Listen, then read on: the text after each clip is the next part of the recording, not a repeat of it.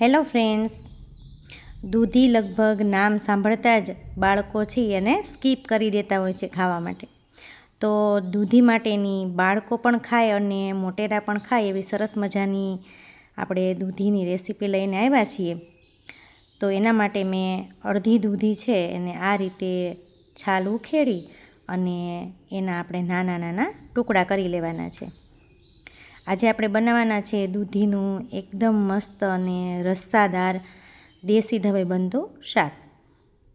તો આપણે દૂધીને સરસ રીતે સમારી લીધી છે અને એના નાના નાના ટુકડા કરી લીધા છે. અને દૂધીનું શાક છે ને એ આપણે ખાટું મીઠું કરીએ ને તો એકદમ સરસ લાગે અને સ્વાદમાં પણ મીઠું લાગે. તો એની સાથે હું મોટું ટમેટું છે એટલે અડધું ટમેટું છે એને આ રીતે મીડિયમ સાઇઝના ટુકડા કરી લઈશ. અને પછી વઘાર માટે આપણે 3 પાવડા તેલ ગરમ મૂક્યું છે. અહીંયા મેં શીંગ તેલ લીધું છે. તેલ ગરમ થાય એટલે અડધી ચમચી રાઈ અને એની સાથે 5 ચમચી હિંગ નાખી અને ટમેટાથી વઘાર કરી દઈએ. અને ટમેટાની સાથે જ આપણે દૂધી છે એના ફોડવા છે એ નાખી દઈએ.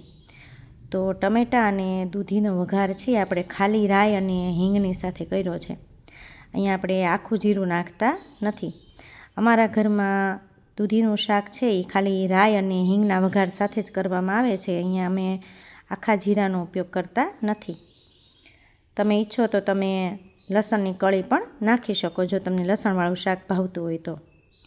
તો આપણે આ રીતે દૂધી અને ટમેટાનો વઘાર કરીએ. પછી અડધી ચમચી હળદર અને સ્વાદ મુજબ મીઠું. અહીંયા આપણે પોણી ચમચી મીઠું લીધું છે અને એની સાથે આપણે લાલ મરચું એડ કરી દઈએ. તો 2 ચમચી લાલ મરચું. અહીંયા આપણે કાશ્મીરી લાલ મરચું છે એટલે 2 ચમચી લઈએ, નહીંતર તમે 1 થી 1.5 ચમચી નાખી શકો.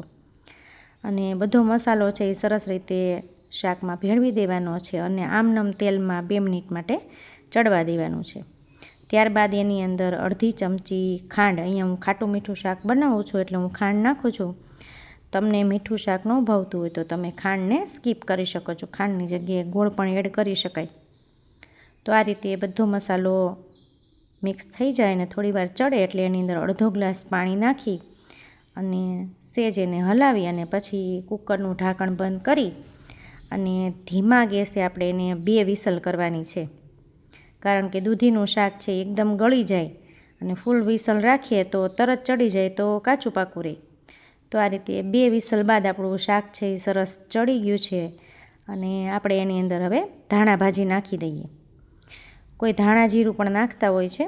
અમે અહીંયા ખાલી હળદર ચટણી અને મીઠું અને સેજ અમથી ખાંડ નાખી અને શાક બનાવીએ છીએ. તો આપણું સરસ મજાનું રસાવાળું દૂધીનું શાક તૈયાર છે. આ રીતે બાળકો માટે એકવાર ચોક્કસથી ટ્રાય કરજો.